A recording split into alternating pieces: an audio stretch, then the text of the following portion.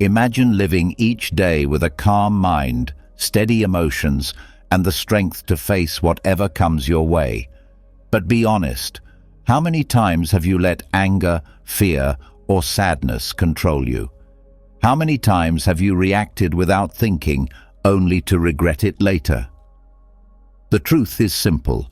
When you are not in control of your emotions control you. And when that happens, you are no longer free. You become a slave to every passing mood. Today, you are going to learn how to break free from that cycle. You are going to discover 12 Stoic lessons that will teach you how to master yourself, stay calm under pressure, and stop being dragged around by feelings you cannot trust. These are not just theories. They are timeless tools used by some of the strongest minds in history to live with peace, clarity, and strength. So get ready, because after this video, you will never look at your emotions the same way again. Before we start, I want you to make a promise to yourself. Write in the comments. This is not just a phrase, it is a declaration. Every time you write it, every time you repeat it, you are training your mind to take back control. So write it now, and let's begin. I master my emotions. Lesson 1. Control your response, not events. You don't control the world. You don't control the words that come out of someone else's mouth, the sudden turn of fortune, the storms that crash down on your plans, or the countless twists life throws at you. You can fight against this truth, but you will always lose. The world will not bend to your will. But there is one thing, one precious, unshakable thing that is always yours to command: your response. Think about it carefully. The same event can break one person but build another. A failure destroys one man but becomes the foundation for another man's greatest success. A harsh insult crushes one spirit but teaches another to rise above the noise. What makes the difference? Not the event, never the event. It is the response. When something bad happens, you stand at a crossroads. Two paths. On one path, you give in to emotion. You let anger drive you. You let fear control you. You drown in self-pity. On that path, you are no longer free. You are a slave. On the other path, you pause. You breathe. You choose. You act with clarity, not impulse. On that path, you remain free. Which road will you walk? Marcus Aurelius, Emperor of Rome, faced betrayal, war, and plague. He could not control the madness of the world around him. But in his private writings, he reminded himself every day, "You have power over your mind, not outside events. Realize this, and you will find strength." This is not just philosophy, it is survival. Your first reaction may not always be calm. That's normal. You are human. But remember, a feeling is not a command. You don't have to obey it. Anger may rise, but you don't need to act on it. Fear may whisper, but you don't need to listen. Pain may hurt, but you don't need to let it poison your will. Between stimulus and response lies freedom. That space, small as it may be, is your kingdom. Guard it well. Look back at your own life. How many times did you regret your reaction more than the event itself? The argument that ruined a relationship, the panic that closed doors, the bitterness that stole your peace long after the problem had passed.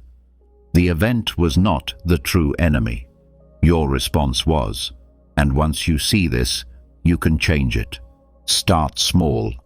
When someone cuts you off in traffic, instead of exploding, smile and say, "I control myself." When the weather ruins your plans, don't complain, adapt, and remind yourself, The sky doesn't belong to me, but my attitude does. When life hurts you deeply, whisper to yourself, this pain is outside my control. What I do with it is mine. Slowly, with practice, you will feel the shift. You will no longer be tossed like a slave by every insult, every inconvenience, every setback. You will stand steady. People will notice. They will wonder, how do you remain calm when others collapse? The answer is simple. Because you no longer try to control the uncontrollable. You control only what is yours. So tomorrow, when life tests you, remember this truth. You cannot control events. You can only control your response. And that is enough. That is freedom. That is power. Say it with me now. I am the master of my response. Repeat it until it becomes part of you. Because when it does, no storm, no insult, no loss will ever own you again. That is Stoicism. That is strength. That is how you stop being a slave to your emotions. Lesson 2. Separate facts from opinions. Most of the pain in your life does not come from reality itself. It comes from the story you tell yourself about reality. Something happens, and instead of seeing it as it is, you add layers of judgment, fear, and meaning. A simple fact becomes a heavy burden, not because the fact is unbearable, but because your opinion about it is. The Stoics warned about this over and over again. Epictetus said, "It is not things that disturb us, but our opinions about things." Think about that for a moment. Events themselves are neutral. They are facts. They carry no good or bad, no blessing or curse. But the moment you attach an opinion, you turn them into pain, or fear, or despair. Let me give you an example. It rains on the day of your outdoor plans. That is a fact. Just water falling from the sky. But what do most people say? This is terrible. My day is ruined. That is not fact. That is opinion. The fact is simple. It is raining. Your judgment, ruined, unfair, terrible, is the weight you put on it. Another example. You lose your job. That is a fact. The paycheck stops. The position is gone. But your mind rushes in with opinions. I'm worthless. I'll never succeed. This is the end. None of that is true. Those are opinions. The fact is only this. You no longer work at that job. How you choose to interpret it determines whether you sink into despair or rise with new purpose. When someone insults you, that too is just sound, just words leaving another person's mouth. That is the fact. The insult only has power when you add the opinion, this hurts me, this defines me, this must be true. But why should another person's anger or ignorance shape your soul? Separate the fact, mere words, from the opinion, your choice to take it personally. Marcus Aurelius practiced this discipline constantly. In his meditations he wrote, "If you are distressed by anything external, the pain is not due to the thing itself, but to your estimate of it, and this you have the power to revoke at any moment." Read that again.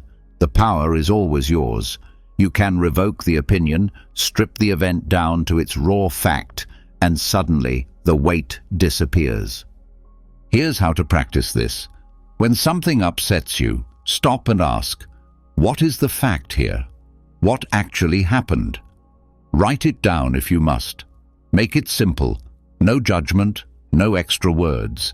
Then, next to it, write what your opinion about it is. You will quickly see the difference. Most of your suffering lives not in the fact column, but in the opinion column. For example, fact. The project deadline was moved forward. Opinion. This is impossible. I can't handle this. They're trying to ruin me. Do you see it? The fact is hard, yes, but not unbearable. The opinion is what breaks you. This practice is like pulling weeds from a garden. If you don't remove the weeds, your opinions, they choke the life out of everything. But once you clear them, you can see the ground as it is, and you can act with clarity. The truth is, facts rarely destroy us. Life gives us problems, challenges, setbacks, but these are just events, just reality unfolding. What destroys us is our imagination, our exaggeration, our judgments layered on top of reality. We build a prison of opinions and then wonder why we feel trapped. So, free yourself. Train your mind every day to see things as they are. Rain is rain. A loss is a loss. A word is a word. Nothing more. Once you strip away the opinions, what remains is lighter, clearer, easier to carry. Does this mean you never judge anything? No, it means you wait, you pause, you make sure your judgment serves you, not enslaves you. Use opinions as tools, not as chains. For example, you may say, "This challenge is an opportunity to grow." That is an opinion too, but one that strengthens you instead of weakening you. Remember this, the facts of life are not in your control. They will come, one after another, without mercy, without pause. But your opinions are in your control.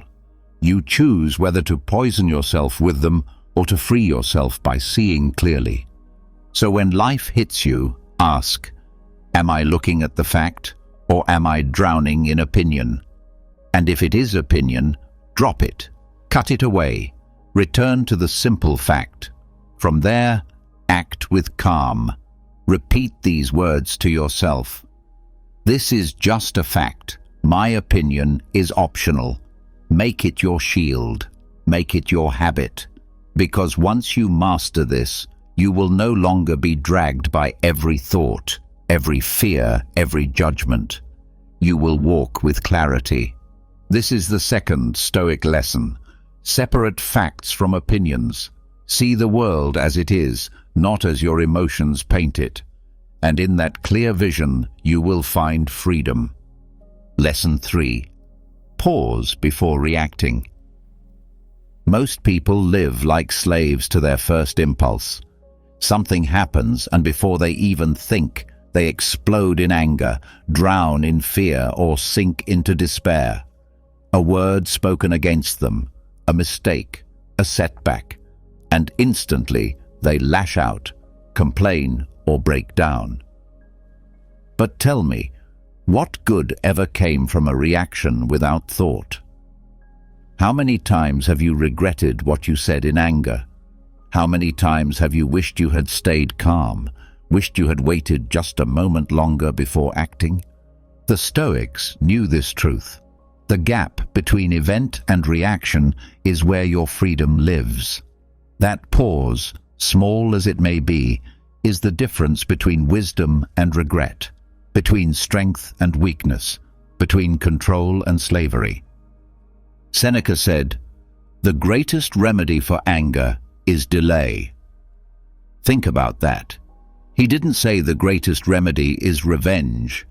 He didn't say the greatest remedy is shouting or punishing or striking back.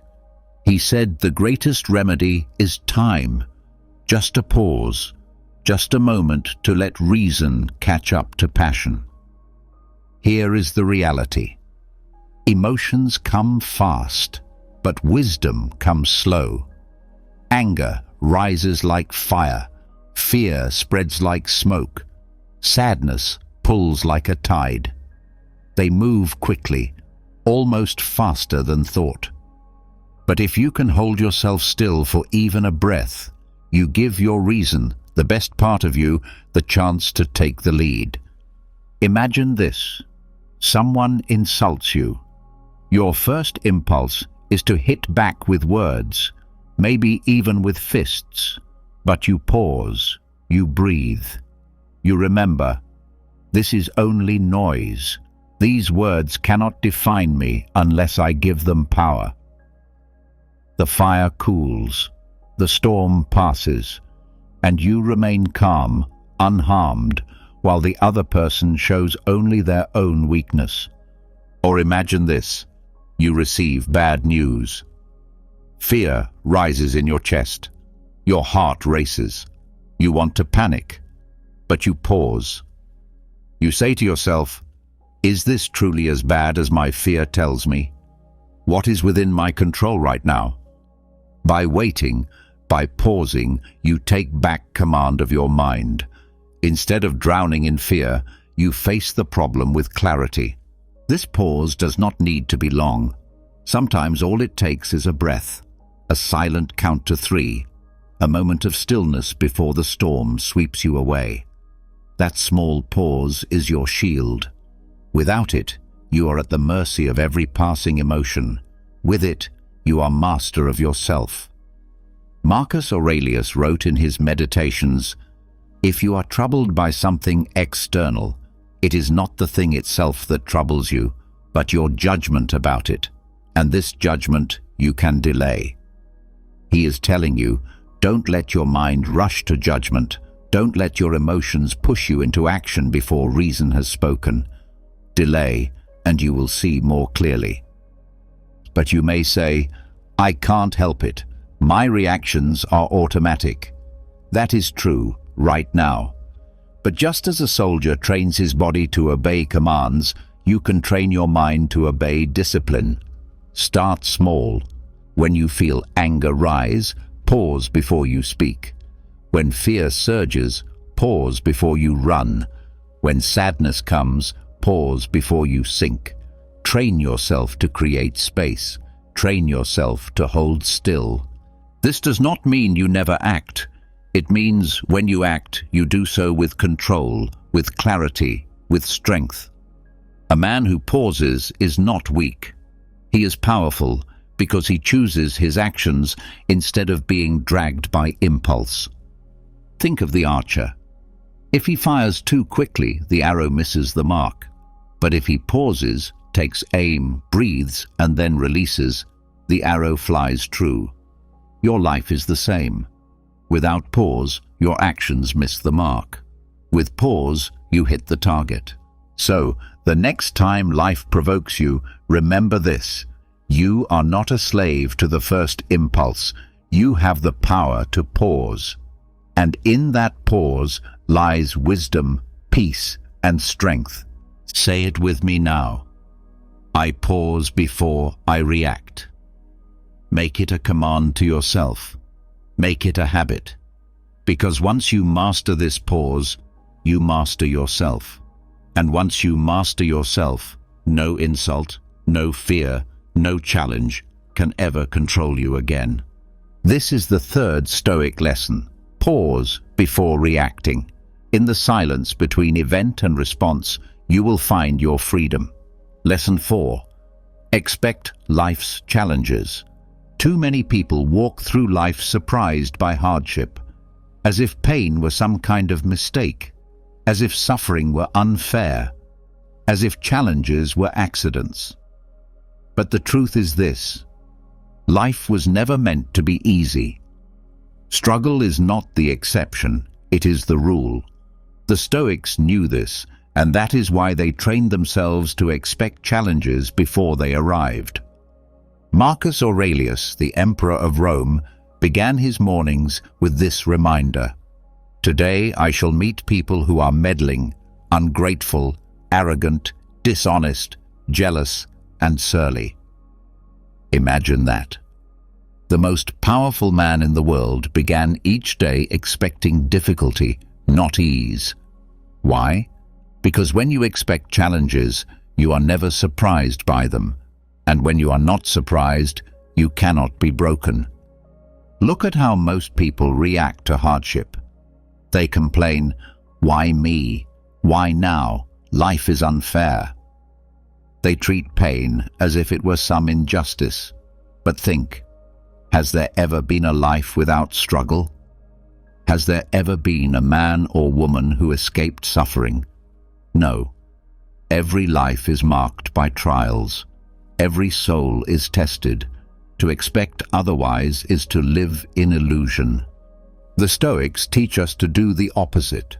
Do not hope for a life without storms. Train yourself to stand firm when storms come. Do not pray for an easy path.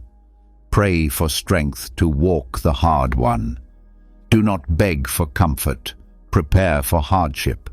In this way, you are never caught off guard. Imagine the soldier who trains for war. He does not wake up shocked when the battle begins. He expected it. He prepared for it. That is why he survives. Life is the same. Every day is a battlefield. Every day will bring obstacles, pain, resistance. If you wake expecting peace, you will be crushed. But if you wake expecting challenge, you will be ready.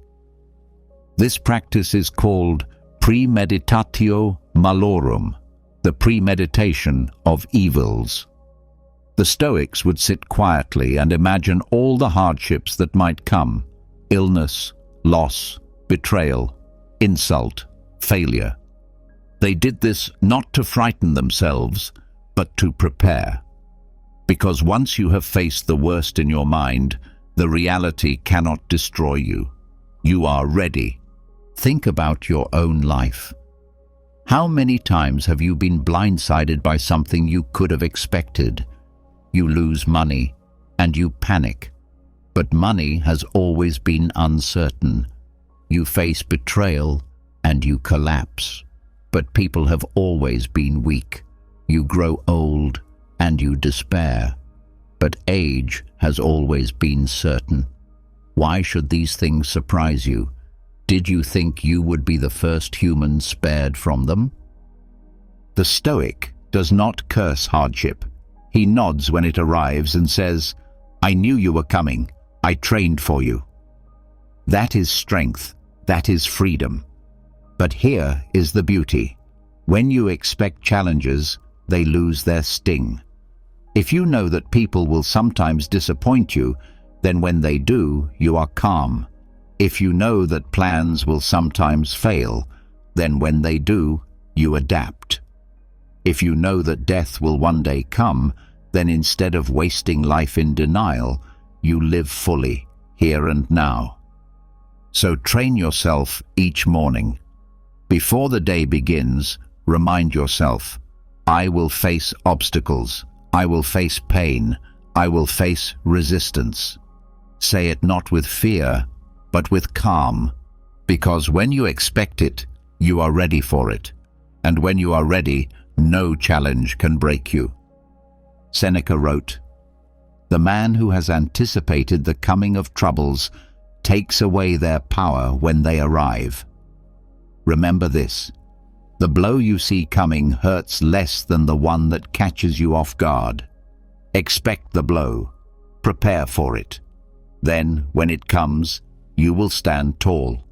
So tomorrow, when difficulty shows up at your door, do not say, "Why me?" Say instead, "I knew you would come. I was waiting for you." And then face it with calm, with courage, with strength. Repeat these words until they are carved into your mind. I expect life's challenges. I am ready for them. This is the fourth Stoic lesson. Expect life's challenges. Do not hope for an easy life. Prepare for a strong one. In this way, you will never be surprised, and you will never be defeated. Lesson 5. Focus on what's in your control. Every day, you waste energy fighting battles you cannot win. You worry about the weather, the opinions of strangers, the outcome of events already beyond your reach. You complain about traffic, about the past, about things you cannot move with all the strength in the world. And every time you do this, you weaken yourself, you scatter your focus, you hand over your peace to things that were never yours to command. The Stoics give us a clear dividing line. On one side, what is in your control. On the other, what is not. Your thoughts, your choices, your actions, your effort, These belong to you. The rest, the future, luck, the words and actions of others, these do not. If you live chasing what is not yours, you will always be restless, always be disappointed, always be enslaved. But if you focus only on what is yours, you will stand firm no matter what storms rage around you. Epictetus, who was born into slavery, understood this better than most. He said, "Some things are up to us, and some things are not." Think about that. A man who owned nothing still held total freedom because his mind, his choices, his character, those were his, untouchable by chains. His master could beat his body, but could not command his will. That is power. So ask yourself, where do you spend your energy? Do you spend it trying to control the uncontrollable? Other people's opinions, outcomes, accidents, fate? Or do you spend it strengthening what is yours? Your habits, your thoughts, your discipline? The answer will decide the quality of your life. Look at your daily frustrations. Someone insults you. You cannot control their mouth, but you can control your response. Calm, silence, or strength. A plan fails. You cannot control the outcome, but you can control how you adapt, how you carry on, how you learn from it. A storm ruins your day. You cannot command the sky, but you can command your attitude. Will you whine and curse, or will you smile and adjust? This is the test, and most people fail it daily because they live in the wrong column. They try to own what was never theirs. They beg the world to bend, but the world does not bend. What bends, what breaks, is them. The wise man does not waste himself this way. He knows where the boundary lies. He says, "This is not mine. Let it go." And then he turns inward to what is his. He polishes his character. He sharpens his will. He strengthens his actions. He rules his own kingdom, the only kingdom that can never be stolen from him. Marcus Aurelius wrote to himself, "You have power over your mind, not outside events. Realize this, and you will find strength." That line is your shield. Memorize it. Live by it. But you may ask, if I only control myself, does that mean I do nothing about the world? No. It means you do what is in your power, and you accept what is not. You plant the seed. You cannot control the rain. You do the work. You cannot control the results. You speak the truth. You cannot control whether others listen. But in each case you remain free, because you did what was yours to do. Freedom is not found in controlling the world. Freedom is found in controlling yourself. Once you master this, you can walk through chaos untouched. Others may scream, curse, panic, but you will be calm, because you know the difference between what is yours and what is not. So from this day forward, draw the line in your mind. Each time worry rises, ask, "Is this in my control?" If yes, act with strength. If no, release it. Do not waste another moment on chains that were never yours to carry. Repeat this until it becomes part of you.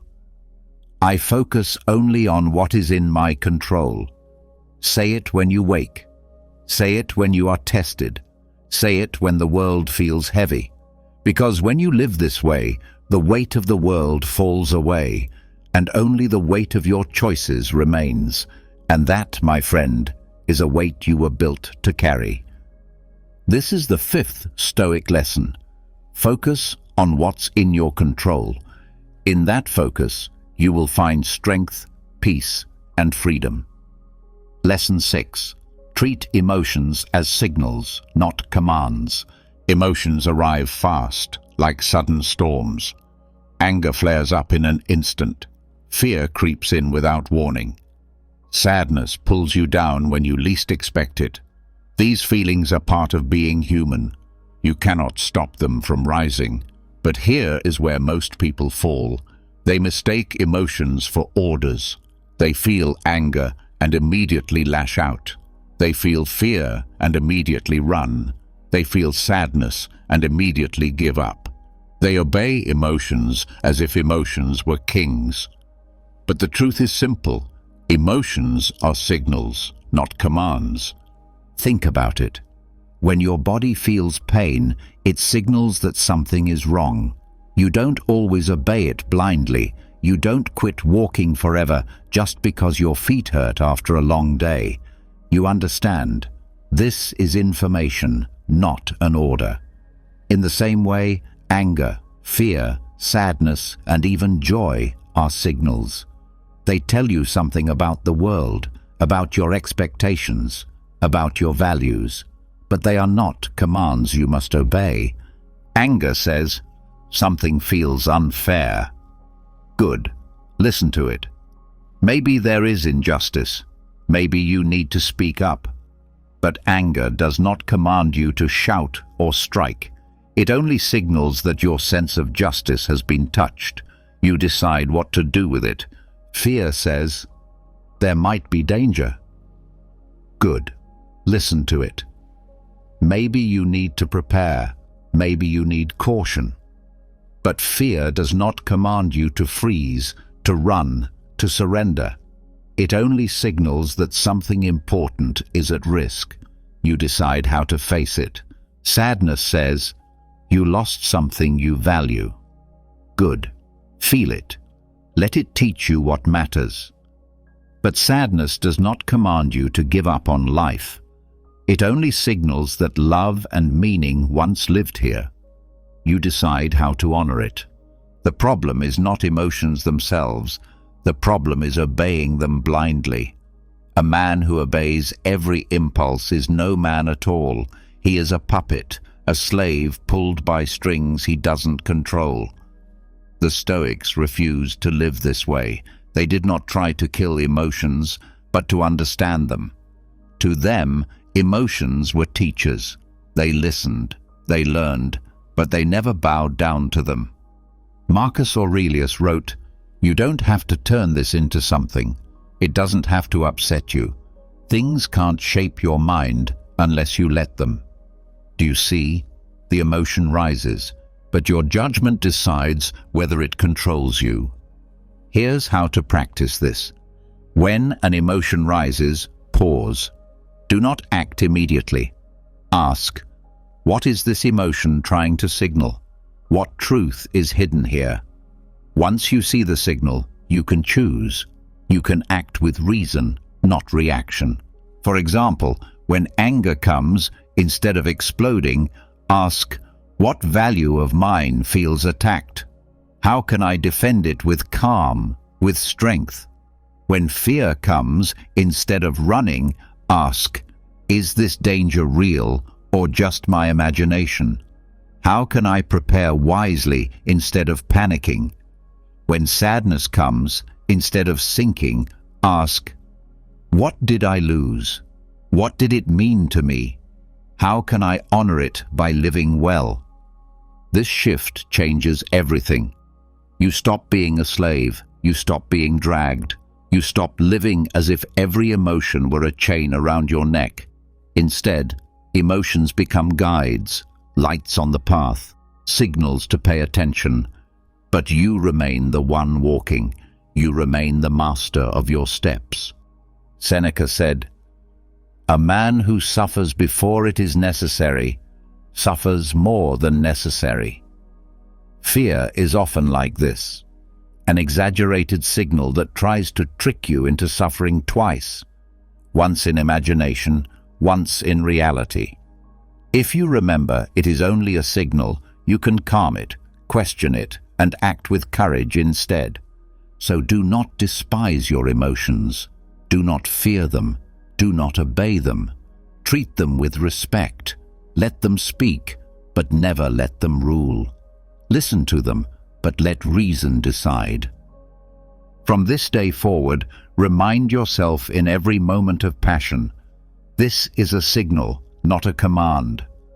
Say it when anger rises, when fear creeps in, when sadness pulls at you. Repeat it until it becomes automatic. Then, slowly, you will see the change.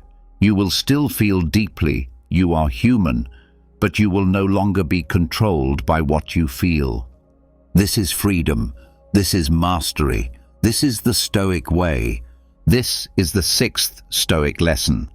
Treat emotions as signals, not commands. Listen, learn, and then lead yourself. Because you are the master, not the slave. Lesson 7. Value virtue over happiness. Everyone chases happiness. They run after it in wealth, in pleasure, in recognition. They think, if I get this, if I achieve that, if I win their approval, then I'll be happy. But have you noticed? The more they chase, the further happiness runs away. They grasp it for a moment, but it slips through their fingers. Why? Because happiness is not something you can hold. It comes and goes like the weather. If you build your life on happiness, you build on sand. The Stoics taught something stronger. Do not aim for happiness. Aim for virtue. Live with wisdom, with courage, with justice, with self-control. Make virtue your foundation, and happiness will follow like a shadow. You may not always feel joy, but you will always feel strength. You may not always smile, but you will always know you lived rightly. And that is worth more than any fleeting emotion. Think of it this way. Happiness depends on conditions outside you. Health, wealth, comfort, luck. Virtue depends only on you. No one can take it away. A storm can destroy your home, but not your honesty. A tyrant can chain your body, but not your courage. Misfortune can strip your wealth, but not your justice. When you build on virtue, you build on rock. Seneca said, "The happy life is to be sought in virtue. Not in gold, not in fame, not in pleasure, because those things are temporary. They vanish as quickly as they appear. But virtue, living in line with reason, doing what is right, lasts as long as you breathe."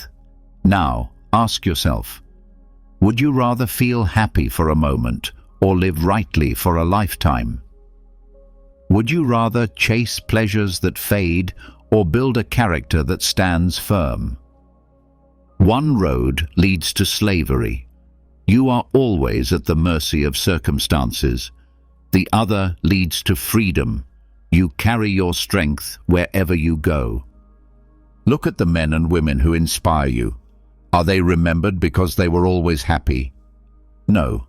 They are remembered because they were virtuous, because they stood for something, because they lived with courage, with justice, with wisdom, even when it cost them comfort, even when it cost them their lives. Happiness comes and goes. Virtue leaves a mark that outlives you. Does this mean happiness has no place? No. But happiness should be the byproduct, not the goal. Live with virtue, and you will find a deeper kind of happiness.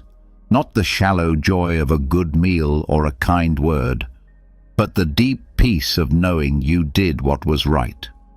Even in suffering, even in loss, you will feel it, the calm of a clean conscience. So, how do you practice this? Each time you face a choice, ask not, "Will this make me happy?" Ask instead, "Is this virtuous? Is this just? Is this wise?" If the answer is yes, then do it, whether it feels good or not. If the answer is no, then avoid it, even if it promises pleasure. Let virtue be your compass, not comfort. Marcus Aurelius reminded himself daily, "If it is not right, do not do it. If it is not true, do not say it." Simple words, but powerful. Happiness might tempt you to cheat, to lie, to cut corners for ease. Virtue tells you to stand firm, to act justly, even if it costs you. Choose virtue, because pleasure fades, but character remains. Remember this: the man who lives for happiness will always be disappointed because life will not always give him what he wants. But the man who lives for virtue will never be defeated because life cannot take away his integrity. So from this day forward, make this your law. I value virtue over happiness. Repeat it until it becomes your guide. Because once you do, you will stop chasing shadows and you will build a life rooted in strength. And happiness, the real kind, the lasting kind, will come quietly, without effort, as a companion to virtue. This is the 7th Stoic lesson. Value virtue over happiness. Choose what is right, not what is easy. Build your life on virtue, and you will never be empty. Lesson 8. Practice negative visualization. Most people spend their lives wishing for more. More money, more comfort, more success, more pleasure. They imagine endless gains, but they never imagine loss. And because of this, when loss finally comes, as it always does, they are crushed, unprepared, broken. But the Stoics practiced something different, something powerful: negative visualization. What does this mean? It means taking time each day to imagine the things you value most being taken away. Imagine losing your job. Imagine losing your health. Imagine losing the people you love. Not to frighten yourself, not to sink into despair, but to prepare your mind. Because once you face loss in your imagination, reality can no longer surprise you. Seneca said, "He robs present ills of their power who has perceived their coming beforehand." In other words, the blow you expect hurts less than the one you never saw. If you rehearse hardship in your mind, you are stronger when it arrives. At first, this may sound dark. Why think about losing what you love? Why picture disaster? But here is the truth. Everything you have is temporary. Your possessions, your health, your relationships, your very life, all of it is borrowed, not owned. You can pretend otherwise, but pretending will not save you. The Stoic chooses honesty over illusion. By imagining loss, he learns to value the present and to face the future without fear. Think about this. When you wake up and see your loved ones, do you feel gratitude, or do you take them for granted? If you remind yourself, "One day I will not have them," suddenly you cherish them more deeply now. Every smile, every word, every moment becomes a gift. Negative visualization does not make you bitter. It makes you grateful. When you enjoy health, remind yourself, "This too can be taken." Then you will not waste it. You will use your body well, with discipline, with care. When fortune gives you success, remind yourself, "This is not forever." Then you will not grow arrogant. You will stay humble, grounded, prepared. This practice also kills fear. Most people live afraid of losing what they love. They cling so tightly that the thought of loss haunts them. But if you imagine it daily, the fear fades. You will say, "Yes, this could be taken, but I have already seen it in my mind. I am ready." Fear loses its grip when you have already walked through the worst in your imagination. Marcus Aurelius reminded himself, "Think of yourself as dead. You have lived your life. Now take what's left and live it properly."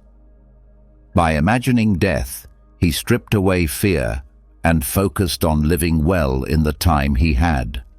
This is negative visualization at its core. Facing loss in your mind so you can live fully in reality.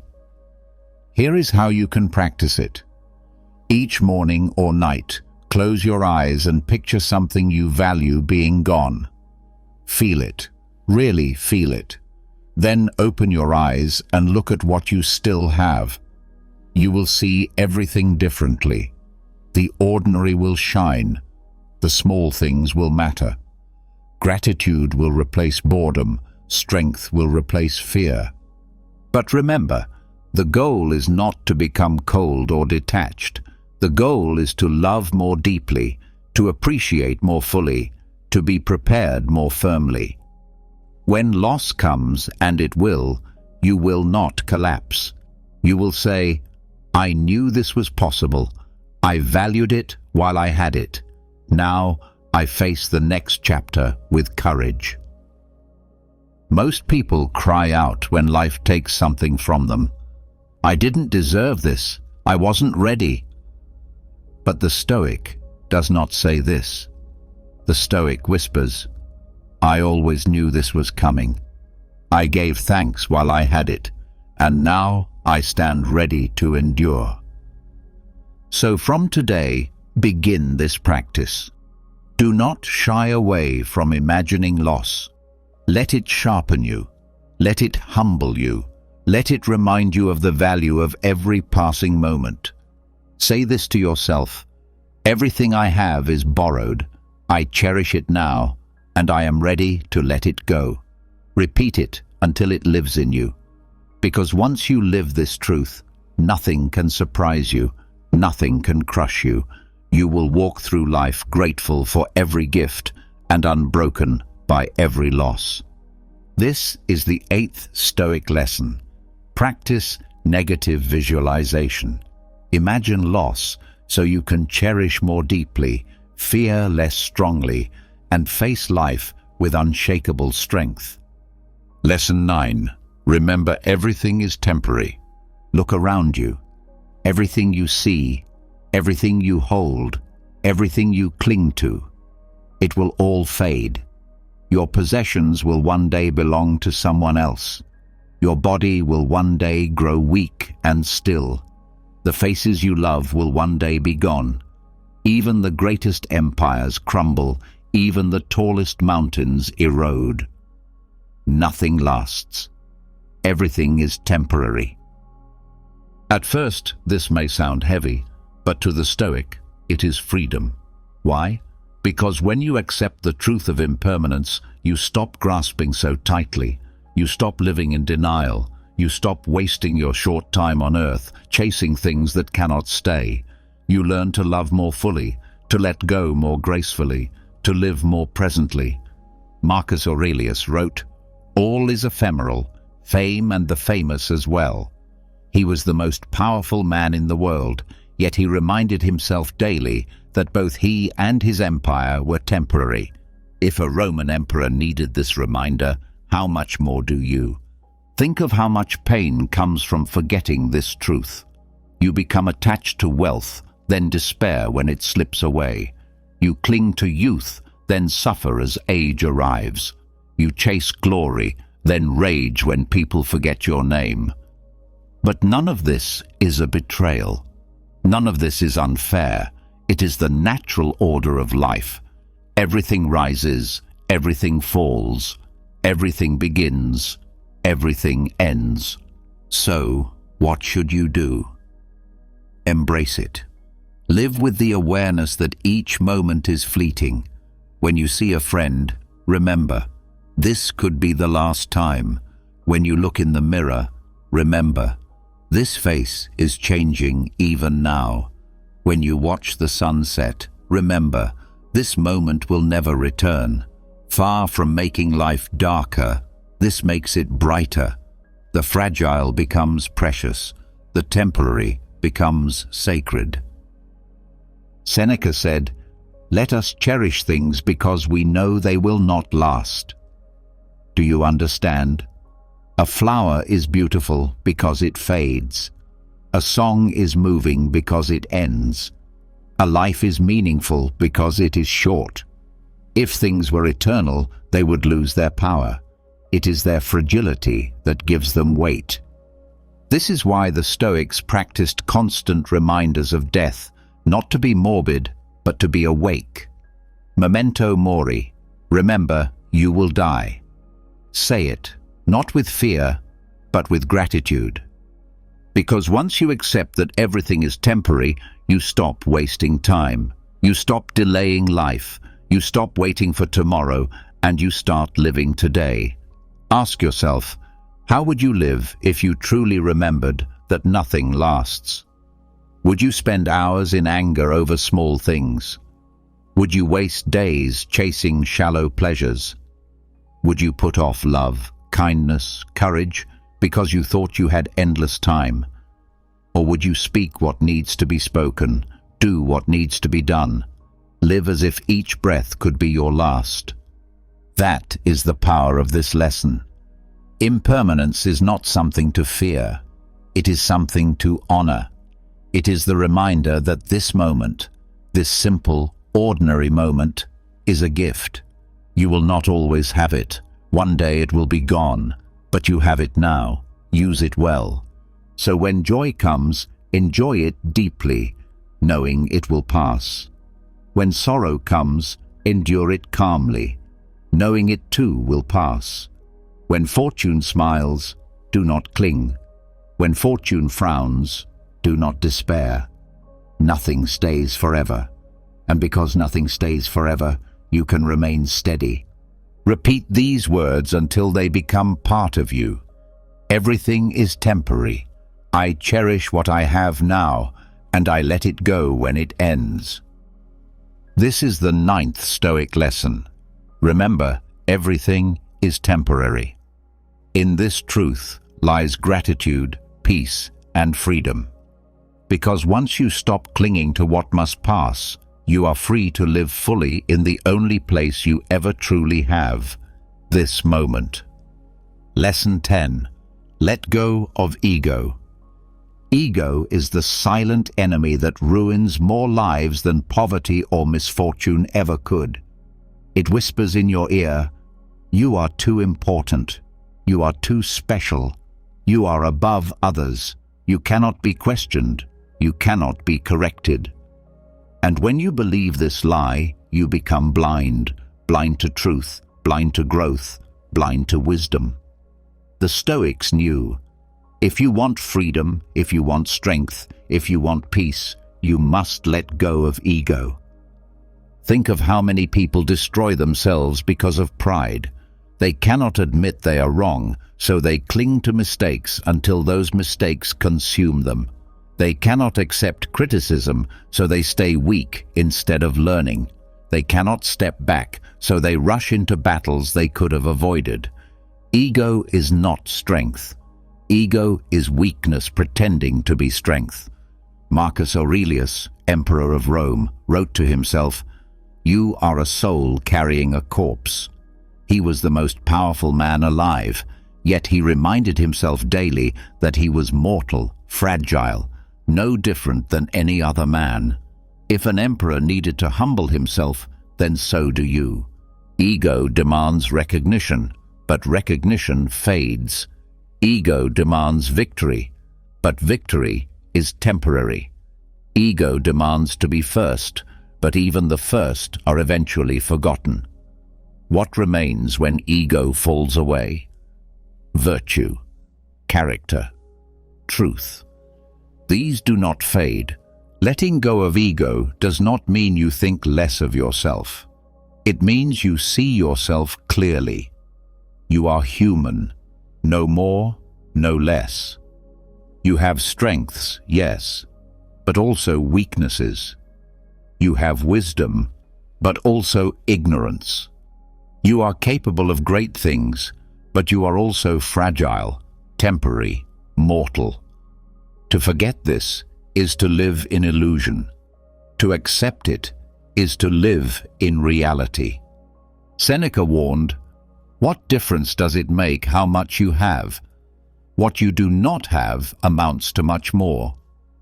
The ego always focuses on what it has, titles, wealth, recognition. But wisdom sees how little that truly means. You may be rich today and poor tomorrow. You may be praised today and hated tomorrow. You may be strong today and sick tomorrow. If your identity rests on ego, you will be destroyed when these things vanish. But if your identity rests on virtue, no loss can touch you. How do you practice this? Start with humility. When someone corrects you, do not resist. Thank them. When you fail, do not hide. Learn. When you succeed, do not boast. Remind yourself that luck and fortune often play a part.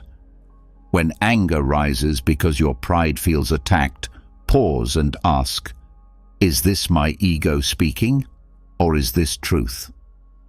Another practice. Remind yourself of your smallness in the universe. Look at the stars at night. Remember how brief your life is compared to eternity. Remember how small your body is compared to the vastness of the sky. Remember that in 100 years, perhaps less, no one will speak your name. Does this depress you? It should not. It should free you, because once you let go of ego, you stop chasing shallow recognition. You stop fearing loss of face. You live for what is right, not for what looks impressive. Ego says, I must be admired. Virtue says, I must do what is just. Ego says, I must be first. Wisdom says, I must act rightly, even if no one sees. Ego says, I cannot be wrong. Truth says, I am always learning. Which voice will you follow? From this day forward, train yourself to see ego as the trap it is. Do not feed it. Do not serve it. Each time it rises, remind yourself, I am not above others. I am a student of life like everyone else. I am mortal. I am passing through. Say it until it becomes part of you. Because when you let go of ego, you become teachable. You become flexible. You become free. No insult can harm you because you do not need to defend an image. No praise can intoxicate you because you do not need approval to live rightly. You will walk steady, humble, strong, untouched by the poison of pride. This is the 10th Stoic lesson. Let go of ego. Humble yourself, not to feel small, but to see clearly. Because when ego falls away, truth, virtue, and wisdom rise in its place.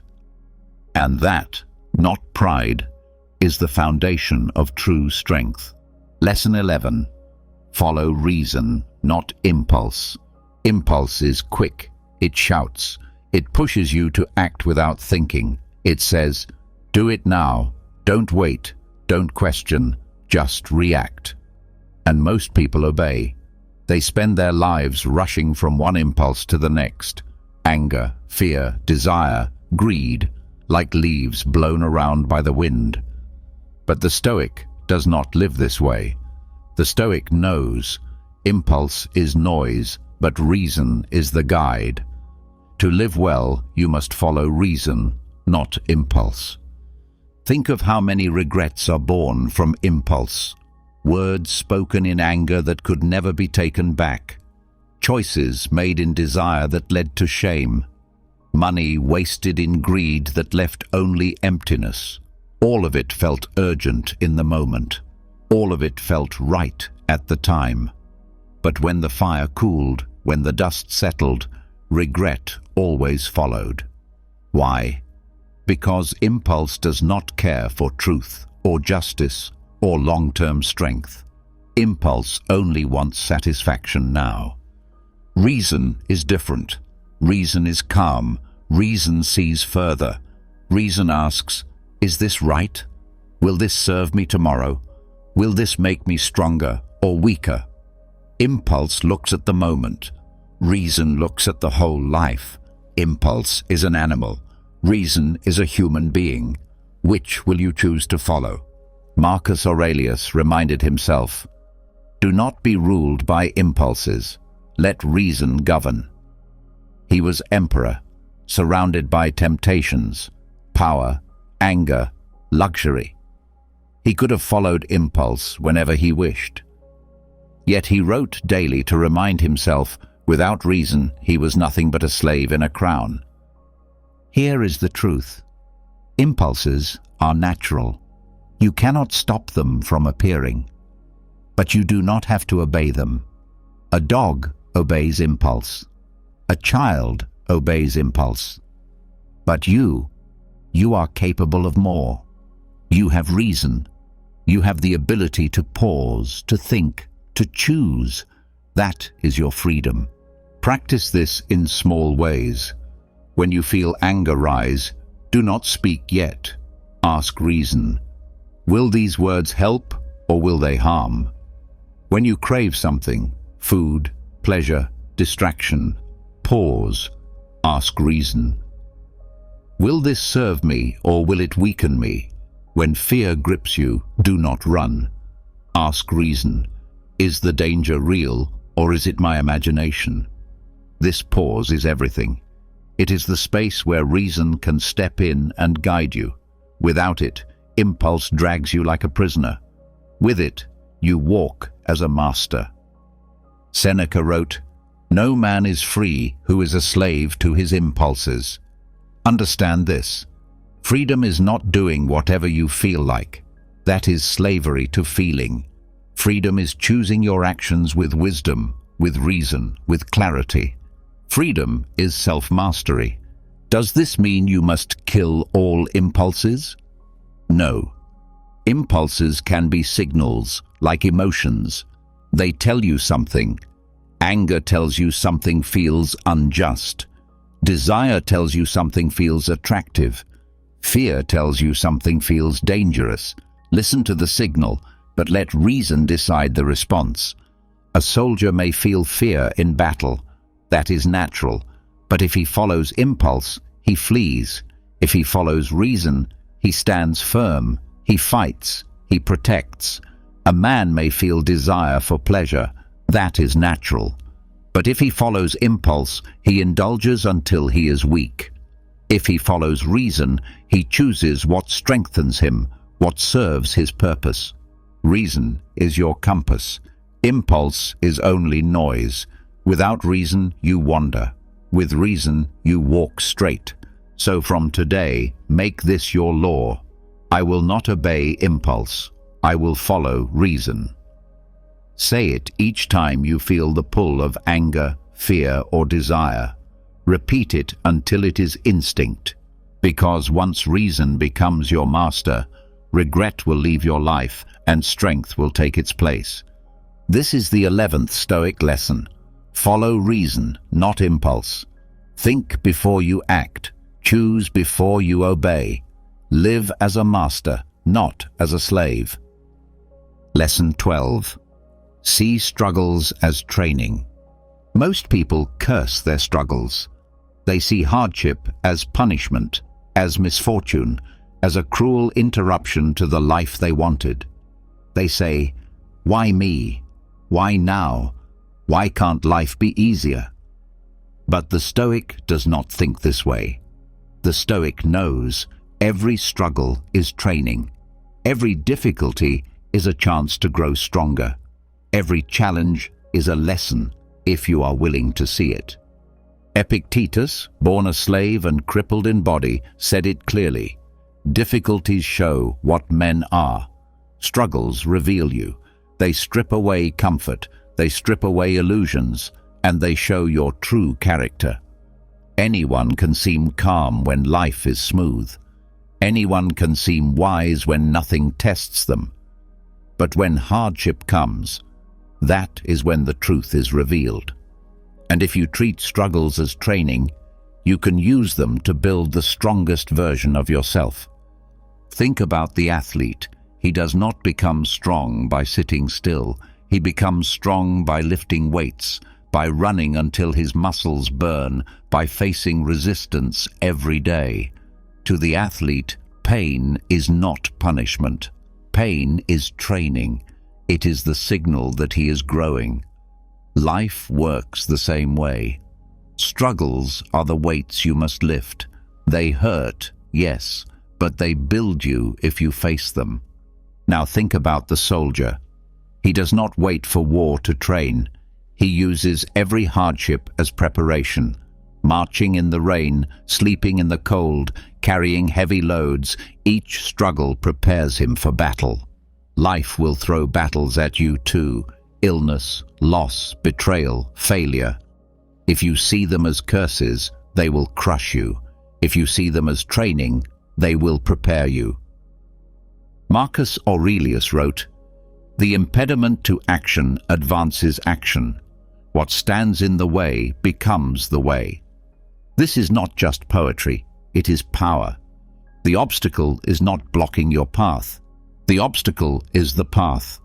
Each struggle is not the end of your progress. It is the very thing that forces you to progress. Look at your own life. Think of your greatest growth. Did it come from ease or from struggle? Did it come from pleasure or from pain? The truth is always the same. Your strength was born in hardship.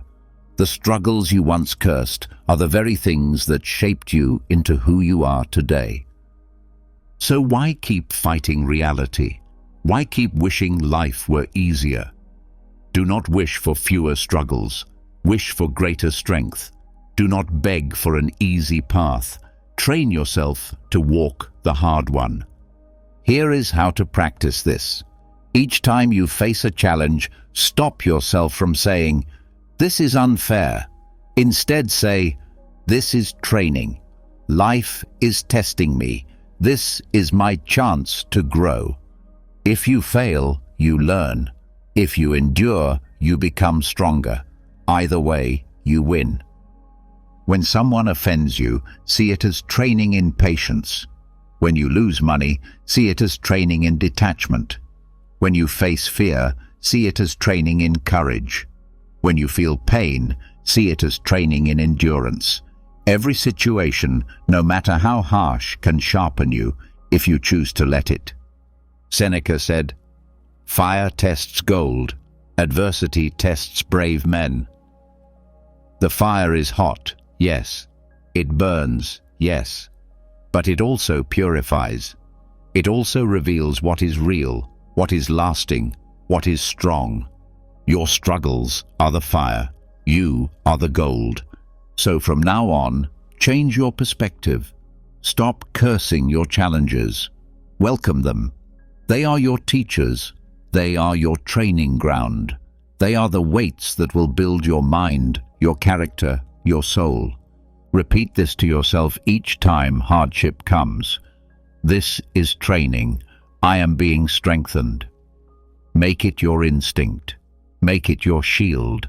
Because once you see struggles as training, nothing can defeat you. Every obstacle becomes fuel. Every pain becomes progress. This is the 12th Stoic lesson. See struggles as training. Life is your gym. Hardship is your coach. If you embrace it, if you endure it, if you learn from it, you will become unshakable. You've just discovered 12 Stoic lessons that can free you from being a slave to your emotions.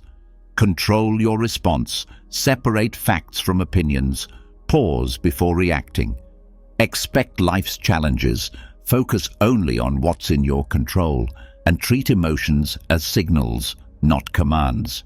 Value virtue above happiness. Practice negative visualization. And remember, everything is temporary. Let go of ego. Follow reason over impulse and see every struggle as training. If you live by these lessons, no insult, no fear, no loss, no storm will ever own you again. You will walk through life steady, unshaken, free. Now, I want you to take one more step. Write in the comments, "I am no longer a slave to my emotions." Don't just type words. Make it your declaration, your line in the sand. Each time you repeat it, you carve the truth deeper into your mind. And if you're ready to keep growing, to keep sharpening yourself, hit that subscribe button now. More lessons are coming, and you won't want to miss them.